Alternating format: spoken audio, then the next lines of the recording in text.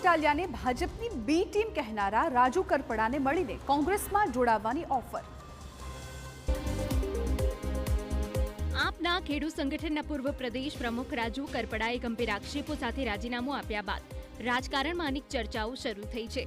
ગોપાલ ઇટાલિયા અને મનોજ સોરઠિયાને ભાજપની બી ટીમ ગણાવીને અનેક આક્ષેપો સાથે રાજકીય હડકંપ સર્જાયો। હવે આપનો સાથ છોડનારા રાજુ કરપડા તરફ કોંગ્રેસે પક્ષમાં જોડાવા હાથ લંબાવ્યો છે।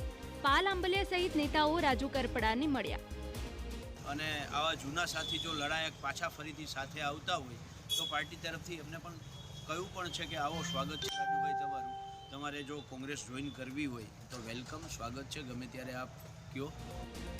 બીજી તરફ રાજુ કરપડાએ આ નિમંત્રણ અંગે હજુ કોઈ નિર્ણય લીધો નથી।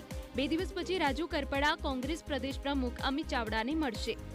મારી એ વાત છે કે આવનાર સમયમાં જોશું, વિચારીશું। પાર્ટી જોઈન કરવા વાળો વિષય અત્યારે કોઈ છે નહીં, બસ આવ્યા મિત્રતાના ભાવથી ચર્ચાઓ થઈ।